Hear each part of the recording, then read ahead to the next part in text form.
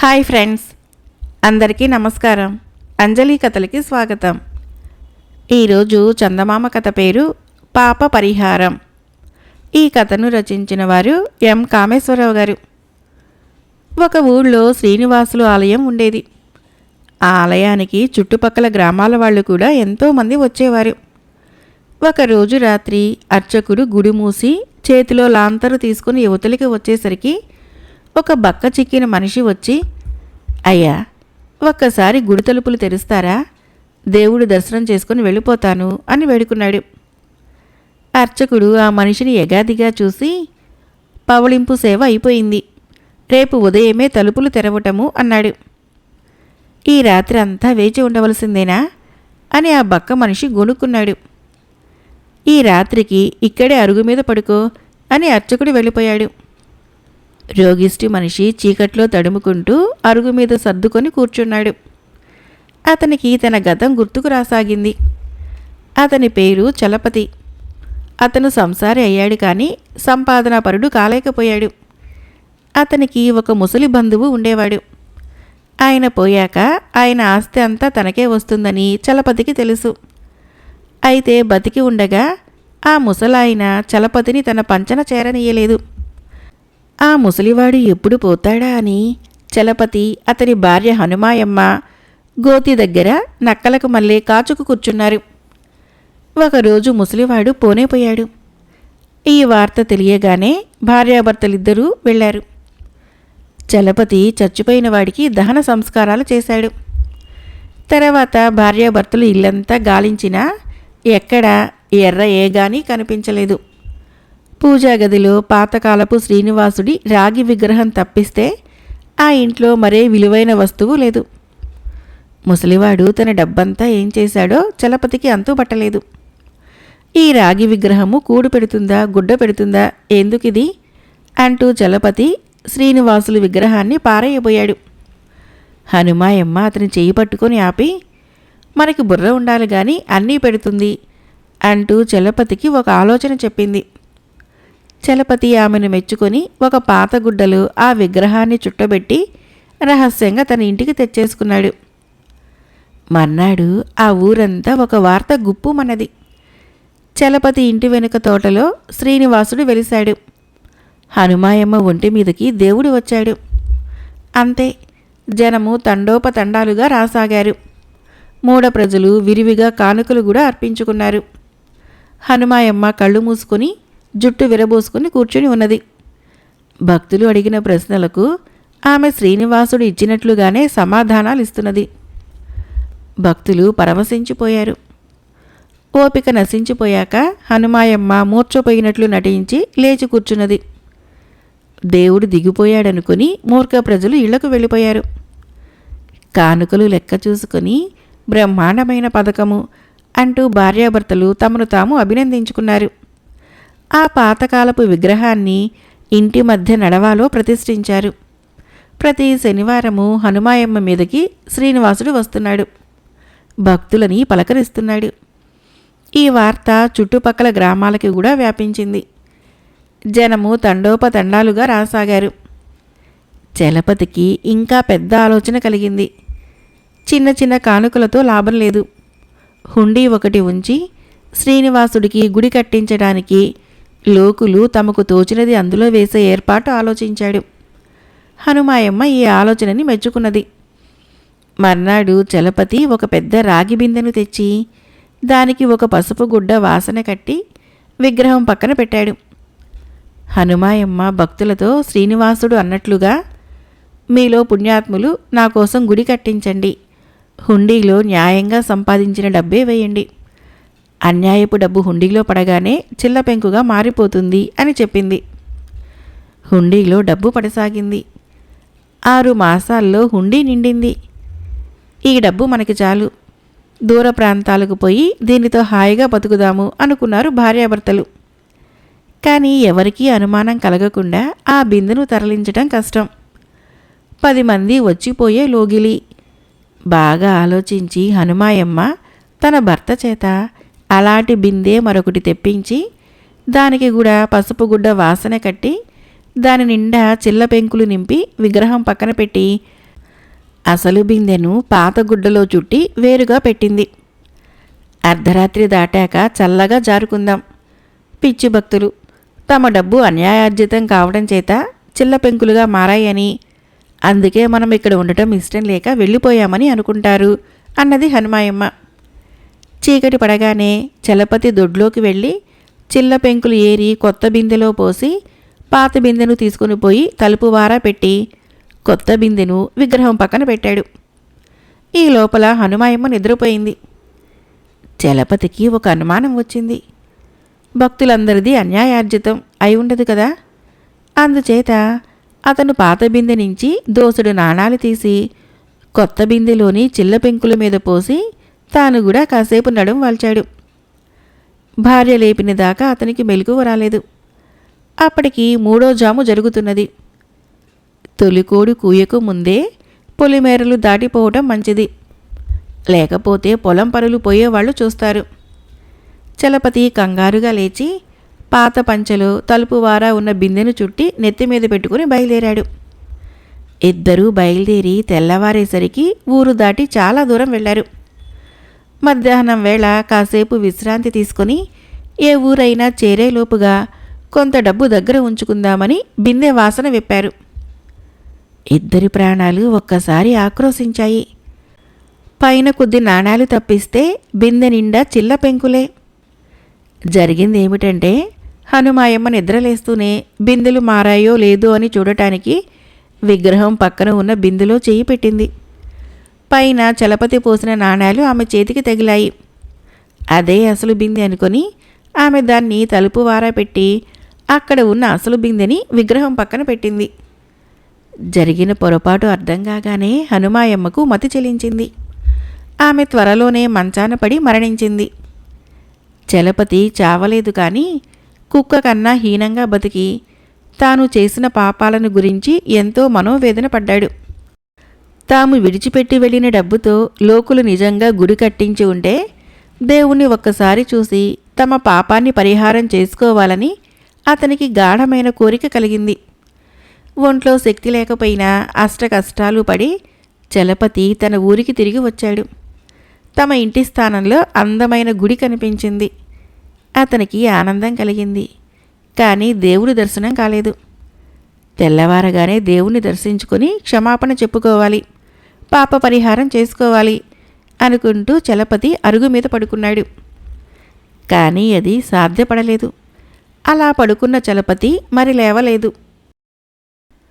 మరొక కథ పేరు దొరలు దొంగలు. ఈ కథను రచించిన వారు వీరేపల్లి జయరాం రెడ్డి గారు. ఒక ఊళ్ళో భూషయ్య అనే భూస్వామికి విరూపుడు అనే పెళ్ళిడికి వచ్చిన కొడుకు ఉండేవాడు. అతను రాత్రివేళ తమ ఇంటి వెనక రావి చెట్టు క్రింద నిద్రపోయేవాడు. తెల్లవారి లేస్తూనే చెట్టు మీద పక్షుల్ని చూసి ఆనందించేవాడు. ఒకరోజు ఉదయము విరూపుడు నిద్రలేస్తూనే చెట్టుకేసి చూసి కెవ్వు నరిచి స్పృహ తప్పి పడిపోయాడు. ఆ కేకకు భూషయ్య ఇంట్లో నుంచి వచ్చి కట్టెలా పడి ఉన్న కొడుకుని నౌకర్ల చేత ఇంట్లోకి చేర్పించాడు. కొద్దిసేపటికి విరూపుడికి స్పృహ వచ్చింది. కానీ అతను పిచ్చి చూపులు చూస్తూ మతి తప్పినవాడిలా మాట్లాడసాగాడు. విరూపుడి స్థితి చూసి భూషయ్య కంగారు పడటానికి మరో కారణం ఏమిటంటే ఆ రోజే ఎవరో అతన్ని పెళ్లి చూపులు చూడవస్తున్నారు. భూషయ్య వాళ్ళకి ఒక వారం తర్వాత రమ్మని కబురు చేసి పక్కింటి వైద్యుడు కరటయ్యను పిలిపించాడు. కరటయ్య పిల్లవాడిని పరీక్షించి అనారోగ్యం ఏమీ లేదు, ఏ కామిని పిశాచమన్నా పట్టుకున్నదేమో, లేక ఏ దయ్యాన్నో భూతాన్నో చూసి దడుచుకున్నాడో, మఠంలోకి కొత్తగా వచ్చిన సాధువును చూద్దాం పదండి అన్నాడు భూషయ్యతో. ఇద్దరూ మఠానికి వెళ్లారు. ఆ సమయానికి దయ్యం పట్టినవాడొకడు సాధువు చుట్టూ గిరికీలు కొడుతున్నాడు. సాధువు వాణ్ణి తన చేతి బెత్తంతో తల మీద 3 సార్లు తాటించాడు. వెంటనే దయ్యం దిగిపోయింది. భూషయ్యకు సాధువు మీద గురి కుదిరింది. ఆయనకు తాను వచ్చిన పని చెప్పాడు. సాధువు అంతా విని కళ్ళు మూసుకొని తెరిచి, నీ కొడుక్కి ఏ దయ్యము భూతము పట్టలేదు, ఎవరో గిట్టని వాళ్ళు చేతబడి చేయించారు. మీ ఊళ్ళో ఎంతమంది మంత్రగాళ్ళున్నారు అని అడిగాడు. 2 స్వామి, శరభయ్య సాంబయ్య అన్నాడు భూషయ్య. వారిలో ఒకరు ఈ పని చేసి ఉండాలి. నీ కొడుక్కి చికిత్స చేయమని ఇద్దరిని అడుగు. ఎవరు వైద్యం చేయటానికి ఒప్పుకుంటే వాడి పేరు నాకు వచ్చి చెప్పు అన్నాడు సాధువు. భూషయ్య, కరటయ్య ఇంటికి తిరిగి వచ్చి భూత వైద్యులిద్దరినీ పిలిపించారు. శరభయ్య విరూపుణ్ణి చూడగానే పెదవి విరిచి, ఈ చికిత్స నా వల్ల కాదు, నాకంత శక్తి లేదు అన్నాడు. అతను వెళ్ళాక సాంబయ్య, నేను చికిత్స చేస్తాను. ఇది ఎవడి పనో ఈ రాత్రి అంజనం వేసి నేను కనుక్కుంటాను. శరభయ్య డబ్బుకి గడ్డి తింటాడు. ఈ పాడు పని వాడిది అని నా అనుమానం. అందుకే తన వల్ల కాదని చెప్పి చల్లగా జారుకున్నాడు. ఈ దెబ్బతో వాడి అంతు తేల్చుతాను అన్నాడు. గ్రామంలో ఇద్దరు భూత వైద్యులకు బద్ధవైరం. సాంబయ్యను పంపించి భూషయ్య సాధువు దగ్గరికి పరిగెత్తి చికిత్స చేయటానికి సాంబయ్య ఒప్పుకోవటమే కాక ఇది శరభయ్య పనే అని శంకిస్తున్నట్లు కూడా తెలిపాడు. సాధువు తలడ్డంగా తిప్పి, నువ్వు శరభయ్యనే శంకిస్తున్నావు, కానీ నా దివ్య దృష్టితో చూస్తే నీ కొడుక్కి చేతబడి చేసింది సాంబయ్యే అని తెలిసిపోతున్నది. ఈ రాత్రికి అంజనం వేసే సాకుతో నీ కొడుకు ప్రాణాలు తీసే ప్రయత్నం చేయబోతాడు. నా మాట విని నీ కొడుకును దక్కించుకో అన్నాడు. అందుకు ఏం చేయాలో భూషయ్య సాధువు వల్ల తెలుసుకున్నాడు. ఆ రాత్రి భూషయ్య పక్కింటి వైద్యుడు కరటయ్య మరో ఇద్దరు మనుషులు సాంబయ్య ఇంటి వైపుకి వెళ్ళి సమీపంలో మాటు వేశారు. అర్ధరాత్రి దాటాక సాంబయ్య నట్టింట ముగ్గులు వేసి ముగ్గుల మధ్య చచ్చిన పాముని తెచ్చి చుట్టగా చుట్టుపెట్టి దానిమీద ఒక పుర్రెను ఉంచి పుర్రెపైన ఒక నిమ్మకాయను నిలబెట్టాడు. తర్వాత ఇల్లంతా కమ్ముకునేటట్లు ధూపం వేసి తన వేలు కోసుకొని తన రక్తంతో పుర్రెకు బొట్టు పెట్టాడు. ఇది పూర్తయ్యాక సాంబయ్య ముగ్గు ముందు కూర్చోబోతూ ఉండగా దాగి ఉన్న నలుగురు మనుషులు లోపలికి చొరబడి సాంబయ్యని కట్టేసి చావబాది సాధువు దగ్గరికి లాక్కొని వెళ్ళారు. చేసిన తప్పు ఒప్పుకోమని వాళ్ళు నిర్బంధించేసరికి సాంబయ్య, మహాప్రభో, దేవుడి తోడు, నేనేమీ చేయలేదు. ఆ పాపిష్టి ప్రయోగం ఎవరు చేశారో కూడా నాకు తెలియదు. అది తెలుసుకునేందుకే అంజనం వేయబోతూ ఉండగా వీళ్ళు నన్ను చావుగొట్టి లాక్కొచ్చారు అని ఏడ్చాడు. భూషయ్య మనుషులు సాంబయ్యను మళ్ళీ కొట్టబోతూ ఉండగా, ఆగండి అంటూ శరభయ్య విరూపుణ్ణి వెంటబెట్టుకుని అక్కడికి వచ్చి, కొట్టవలసింది సాంబయ్యని కాదు, నిజంగా చేతబడి చేసి సాధువు వేషంలో ఉన్న ఈ పొరుగురి మంత్రకాణ్ణి. ఈ దుర్మార్గం చేసింది చాలక అందులో నన్ను సాంబయ్యను ఇరికించాలని చూశాడు. నేను మొదటి నుంచి వీణ్ణి అనుమానిస్తూనే ఉన్నాను అన్నాడు. సాధువు మెల్లగా జారుకోబోయాడు. కానీ శరభయ్య విరూపుడు వాణ్ణి పట్టుకొని 4 తగిలించారు.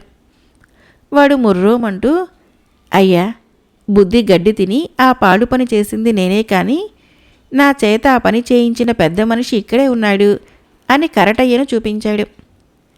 కరటయ్య మొహము నల్లగా అయింది. భూషయ్య అతనికేసి అసహ్యంగా చూస్తూ, ఇదంతా చివరకు నీ పనా? ఎందుకు చేయించావి ముదనష్టపు పని అని అడిగాడు. ఆ ప్రశ్నకు విరూపుడు సమాధానం చెబుతూ ఇలా అన్నాడు. కరటయ్య పిసినుగొట్టుతనము అందరికీ తెలిసినదే. తన ఒక్క కూతుర్ని నాకివ్వాలనుకున్నాడు. పెళ్ళి అన్నాక చాలా ఖర్చు అవుతుంది. పైసా ఖర్చు కాకుండా నన్ను అల్లుణ్ణి చేసుకోవటానికి ఈ సాధువు చేత ప్రయోగం చేయించాడు. నేను పిచ్చివాణ్ణి అంటే సంబంధాలు రావు. దమ్ముడి ఖర్చు కాకుండా నాకు తన కూతురికి పెళ్లి చేసేసి తర్వాత నన్ను మామూలు మనిషిని చేసుకుందామని కరటయ్య దురాశపడ్డాడు. నాకు మతిపోయింది చెట్టు మీద కనిపించిన దిష్టి బొమ్మను చూసి. శరభయ్య ధర్మమా అంటూ నేను మళ్ళీ మామూలు మనిషినయ్యాను. కరటయ్య తాను చేసిన పనికి సిగ్గుతో తల వంచుకున్నాడు. ఈ అవమానంతో అతనికి బుద్ధి వచ్చింది.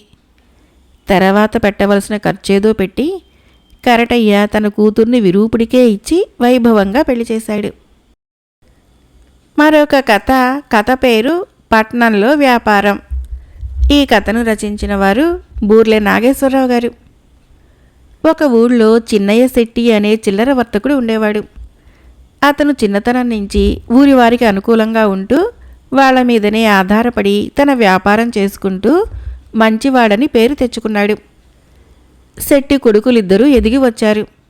వాళ్ళు కూడా తనలాగే ఊరి జీవితంలో తమ జీవితం ఒక భాగం అన్నట్టుగా బతకాలని శెట్టి ఆశించాడు. శెట్టి పెద్ద కొడుకు శెట్టిలాంటివాడే.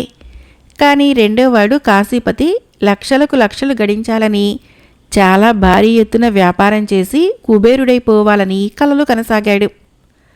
కాశీపతికి ఇలాంటి ఆలోచనలు ఉన్నట్టు తెలిసి శెట్టి, నాయనా, ఇతరుల మేలే మన మేలు అనుకున్న వాళ్ళు అలాంటి వ్యాపారాలు చేయలేరు. భారీ ఎత్తున ప్రజలకు ద్రోహం చేయటానికి వెనకాడని వాళ్లే అలాంటి వ్యాపారం చేయగలుగుతారు. మన నలుగురితో పాటు బతికితే చాలు అని సలహా ఇచ్చాడు. కానీ కాశీపతికి తండ్రి మాటలు పాతకాలపు వాసన కొట్టాయి. ఇది ఒక వ్యాపారమా? ఇది ఒక బతుకా? నేను ఈ ఊళ్ళో చచ్చినా ఉండను అని అతను అప్పటికప్పుడే బస్తీకి బయలుదేరి వెళ్ళాడు.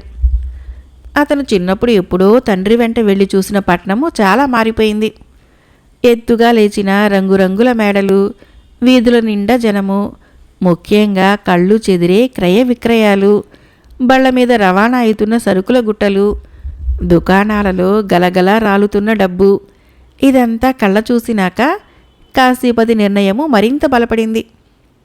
పట్నంలో వ్యాపారం చేస్తున్న వాళ్ళు మనుషులే, కాకపోతే తన తండ్రిలాంటి పిరికి వాళ్ళు మాత్రం కారు.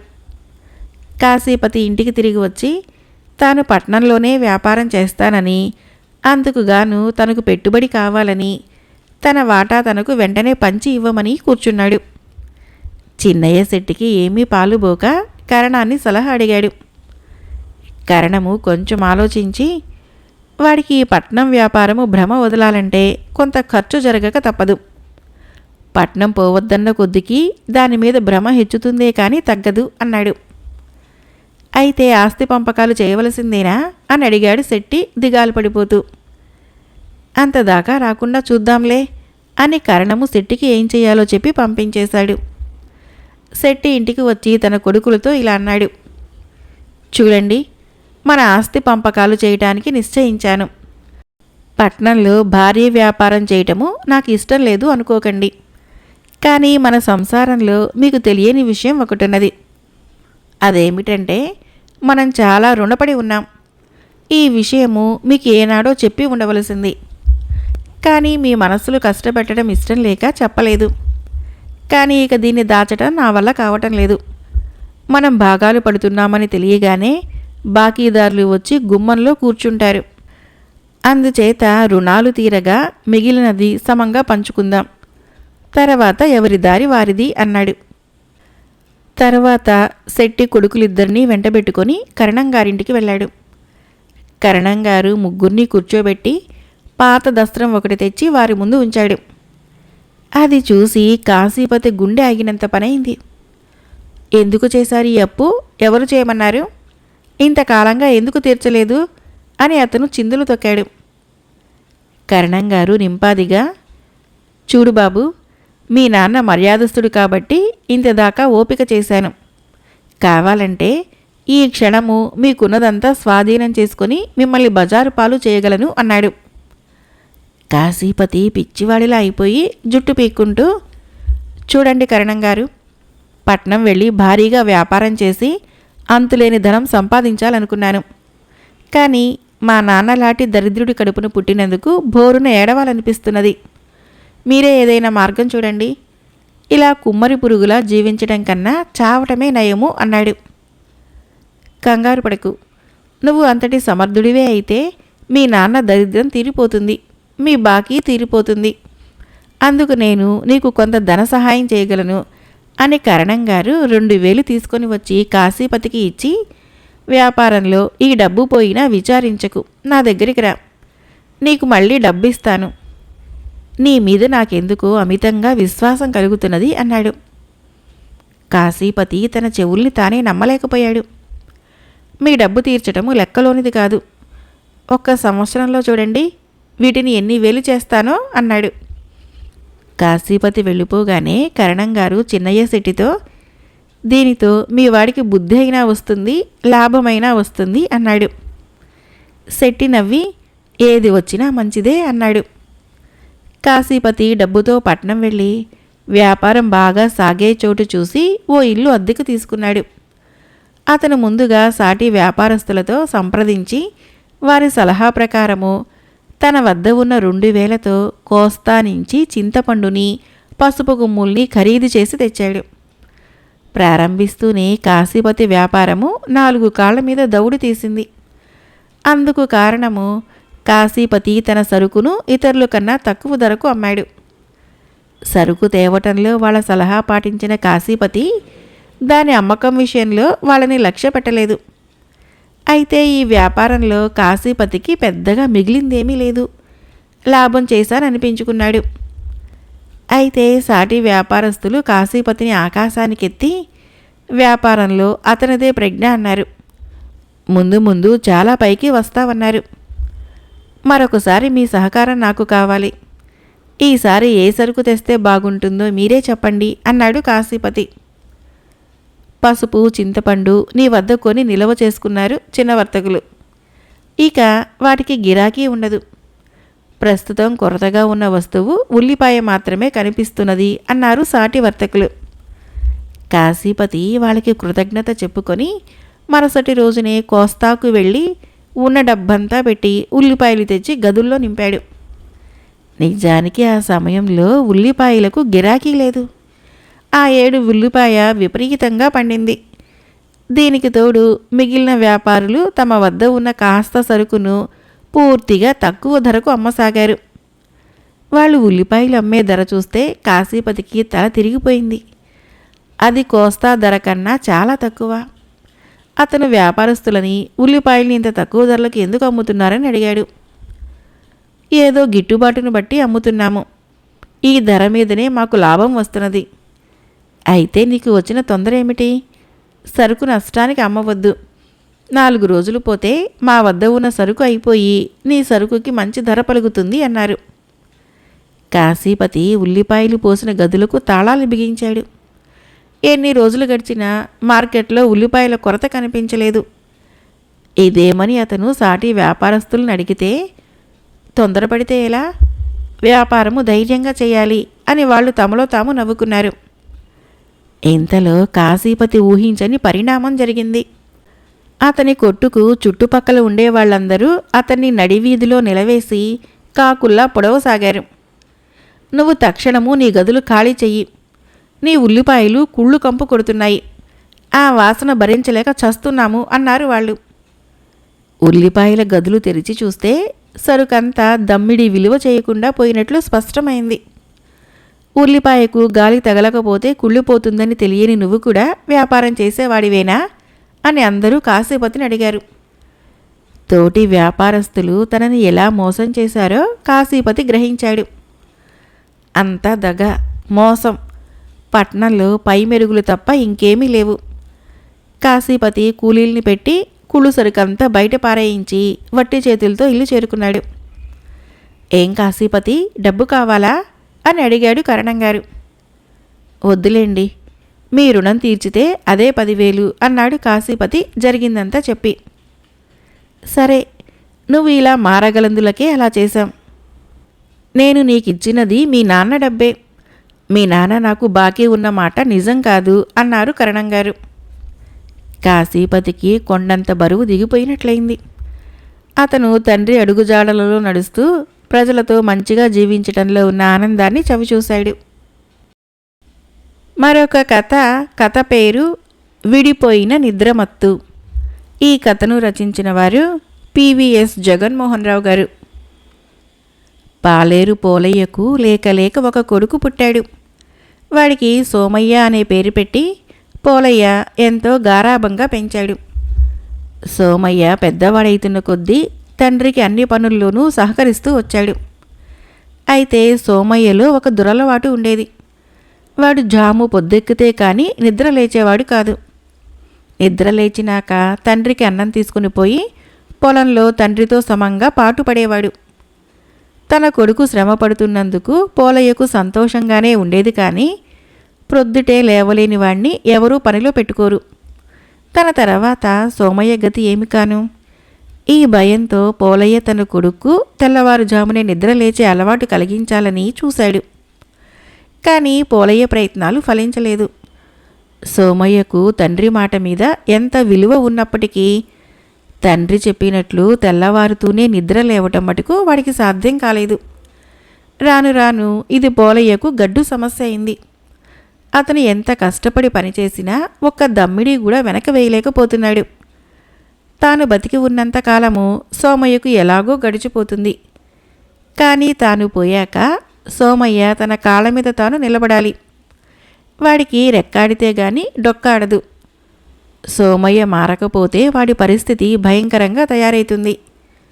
పోలయ్య తన ఈ భయం గురించి ఊళ్ళో ఉన్న తన బావమరిదితో చెప్పుకొని వాపోయేవాడు. ఇలా ఉండగా పోలయ్య వారం రోజుల పాటు పొరుగురు వెళ్ళవలసి వచ్చింది. సోమయ్యని తన బావమరిది ఇంట ఉంచి వాణ్ణి జాగ్రత్తగా చూసుకోమని చెప్పి పోలయ్య వెళ్ళిపోయాడు. సోమయ్య తన మేనమామ ఇంటికి వెళ్ళిన 3వ రోజు ఉదయము ఆ ఇంట ఒక దొంగతనం జరిగింది. తెల్లవారుతూనే సోమయ్య మామ అత్త పనిలోకి వెళ్ళారు. సోమయ్య ఒక్కడే ఇంట్లో ఉండగా ఈ దొంగతనం జరిగింది. బళ్ళున తెల్లవారి నువ్వు ఇంట్లో ఉండగా నీకు తెలియకుండా ఇది ఎలా జరుగుతుంది? నువ్వే దొంగతనం చేశావు అన్నాడు మేనమామ సోమయ్యతో.